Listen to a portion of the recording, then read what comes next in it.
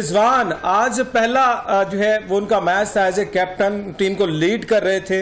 Overall अगर हम match का एनालिसिस कर लें, किस अंदाज से उनकी आज एज ए कैप्टनसी वो रही है और जो डिसीजन लिए कि स्पेशली बॉलिंग एंड से आके वो क्या समझते हैं, कितने जो है वो एक कॉन्फिडेंट नजर आए और उनकी कप्तानी के वाले से क्या कहते हैं?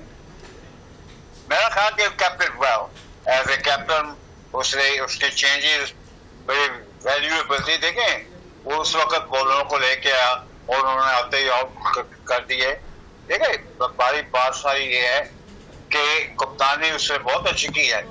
कप्तान कितना भी बड़ा हो, कितना भी इंटेलिजेंट हो, जब आपकी बैटिंग लाइन अप परफॉर्म नहीं करेगी तो वो कप्तान क्या है, उसने आई बिलीव कि उसने देख लें कि nearly won the मैच उसके कप्तानी की वजह से, बॉलिंग की वजह से।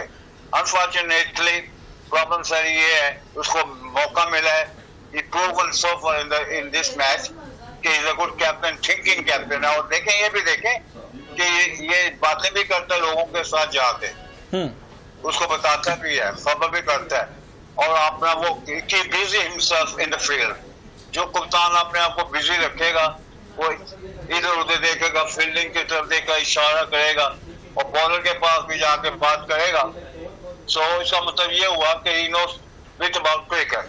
तो मेरे ख्याल उसने कप्तानी तो बहुत अच्छी की है। और उसके साथ मैं ये भी कहूंगा कि जान मार रहे थे, पता चल रहा था कि ये टीम जो है they are United and they want to win.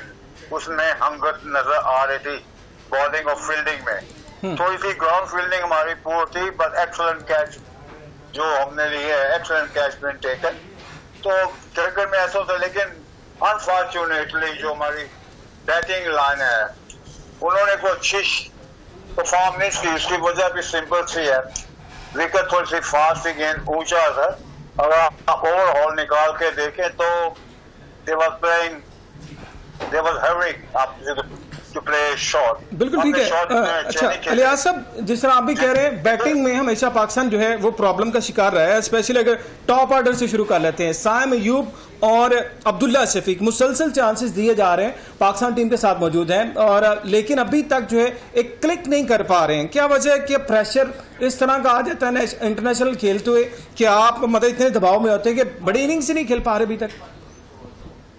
देखिए I shouldn't be criticizing. I'm a cricketer of family.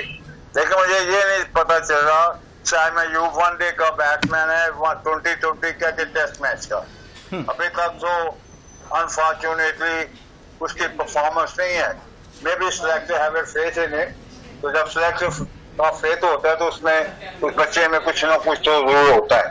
तो यहाँ आपने अब्दुल्ला की बात की, is a very good player but he is under the, इस वक्त जो आप रिसेंट पास देखे, as a put the world on fire. तो उनको ठीक है, जब तक आपकी ओपनिंग पार्टनरशिप का स्टैंड नहीं मिलेगा आपको तो it will be difficult to नीचे से आ जाते। जैसे अफरीदी ने 40 रन, उसने क्या नाम नसीम शाह कर दिया अफरीदी में, दे प्ले देयर गेम। लेकिन मुझे जो लग रहा था कि ऊपर के batsman they was going in a hurry, they want to go and get 100 runs in 2-3 overs. इनके शॉट सिलेक्शन इतनी अच्छी नहीं थी।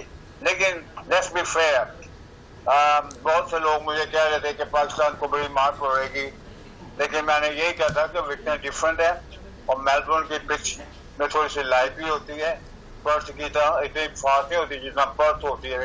उसमें थोड़ा सा हल्का सा ग्रास भी होता है